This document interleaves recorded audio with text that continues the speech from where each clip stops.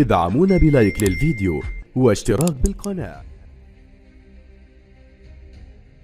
السلام عليكم إخواني أخواتي، مرحبا بكم في فيديو جديد، إطلالة جديدة. الموضوع اليوم موضوع كيهم عالم كرة القدم بالكامل، كيتعلق بالأزمة الأخيرة بين رئيس الفيفا جيني أنفانتينو والكرة الأوروبية، خصوصا بعد مقترح المثير للجدل المتعلق ببيعة حصة من الحقوق التجارية ديال كأس العالم بقيمة تقارب 4.2 مليار دولار، قبل ما يتم التخلي عليها في واحد الوسط موجة كبيرة من الانتقادات. ومن بعد هذه الأزمة تصاعدت المواجهة بين أنفانتينو وعدد من الهيئات الكروية الأوروبية، ووصل الأمر حتى للتهديدات بالمقاطعة واللجوء إلى الإجراءات القانونية. ولكن السؤال المطروح، علاش دخل المغرب في هذا النقاش؟ وشنو علاقة هذا الصراع بمونديال 2030، خصوصا أن البرتغال وإسبانيا والمغرب غادي ينضموا للمونديال 2030؟ إذن واش فعلا المغرب ولا طرف مؤثر في هذا الصراع، ولا كاين خلط بين الخلاف مع أنفانتينو والمنافسة على المونديال 2030؟ خليكم معايا حتى الأخير، لأننا غادي نحاولوا نقراو ما وراء الخبر ونفرقوا بين المعطيات والاستنتاجات. خليكم معايا.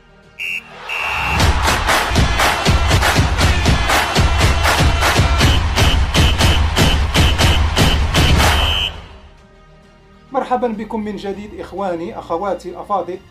في ظل الصراع المتصاعد بين الاتحاد الأوروبي لكرة القدم فيفا جياني أنفانتينو، وخصوصا بعد مقترح المتعلق ببيع حصة من الحقوق التجارية المرتبطة بكأس العالم واللي وصلت 20%، حيث لقيت معارضة قوية من الاتحادات الأوروبية والأسيوية، حيث وصل الأمر للمطالبة بتغيير قيادات الفيفا. ولكن السؤال المطروح، فين كيدخل المغرب في هذه القصة؟ المغرب كما كتعرفوا ليس بالطرف الرسمي في هذا الخلاف المؤسساتي، ولكن عنده وزن رياضي سياسي مهم، خصوصا أنه الوحيد من البلدان المستضيفة اللي كان لكأس العالم 2030. والأهم من ذلك أن المغرب أعلن دعمه الكامل لأنفانتينو في الوقت الذي كان فيه الضغط عليه كيتزاد من جهات كروية أخرى. وزيد على ذلك الرئيس الكاف موتسيبي أكد أن مستقبل أنفانتينو خاصو يتحسم في الانتخابات مارس 2027 مع استمرار دعم الكاف له.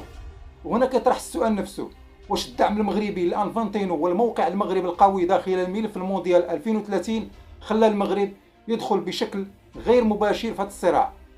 أولا أن القضية أكبر من المغرب ومرتبطة أساسا بالصراع على طريقة تسيير كرة القدم. هنا غادي نحاولوا نقراو ما وراء الخبر ونفرقوا اللي مؤكد واللي مجرد استنتاج. كان من خلال المعطيات اللي عندنا غادي نحاولوا نقراو ما وراء الخبر، الحملة القوية على جياني أنفانتينو واللي فاتت كل التوقعات.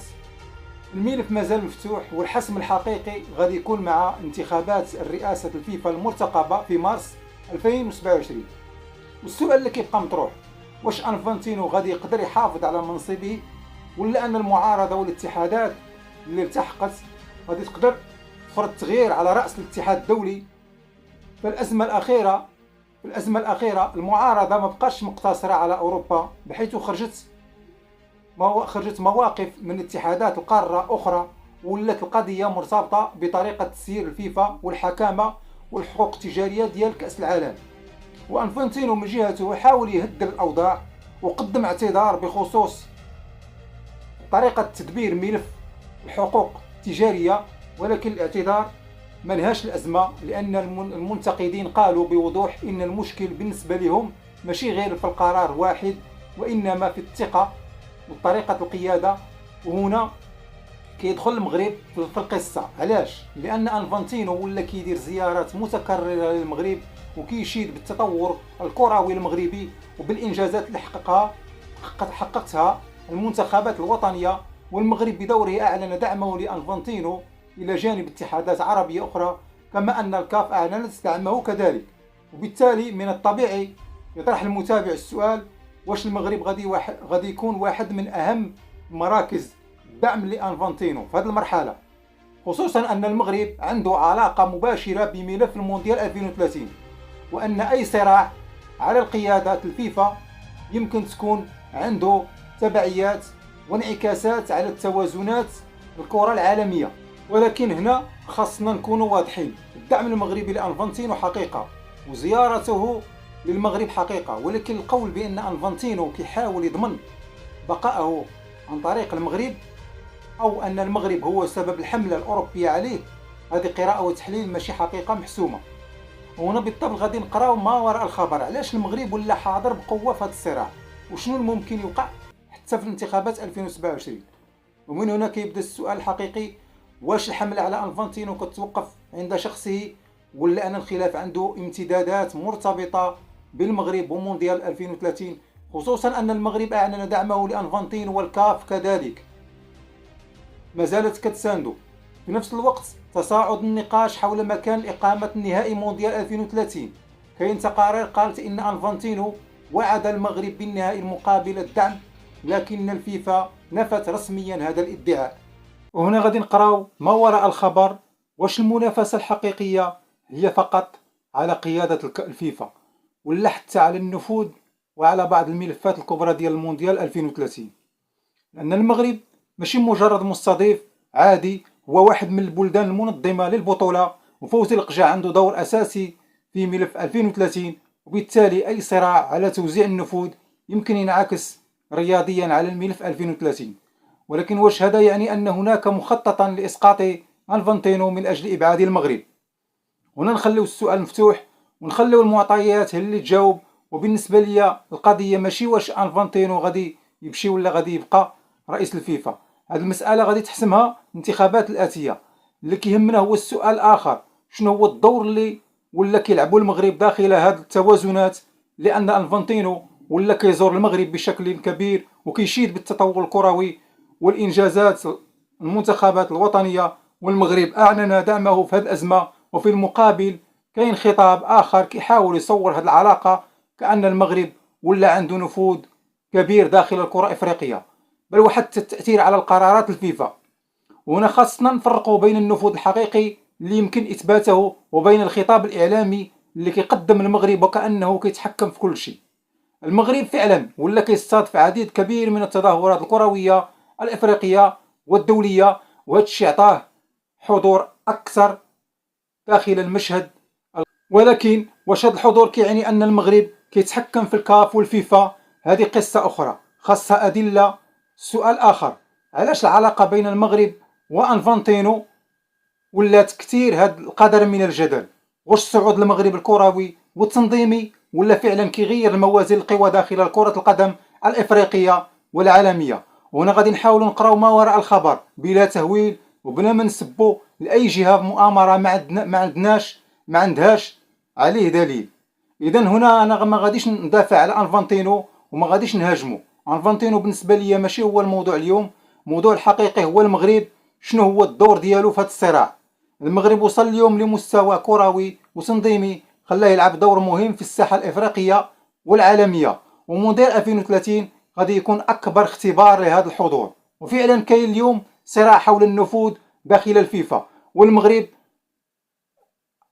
حاضر فيه بشكل غير مباشر، خصوصا بعدما أعلن دعمه لأنفانتينو، بينما الاتحادات الكروية الأوروبية كتعترض على طريقة سيره. ولكن واش المغرب كيتحكم في الفيفا؟ واش كيتحكم في الكاف؟ لا يمكن نقولها بلا أدلة. اللي نقدر نقوله هو أن المغرب عنده وزن، وهذا الوزن كيخليه حاضر في عدد من الملفات الكبرى، وحتى في ملف النهائي مونديال 2030. المنافسة موجودة فعلا، ولكن الفيفا نفت أنها وعدت المغرب بالنهائي.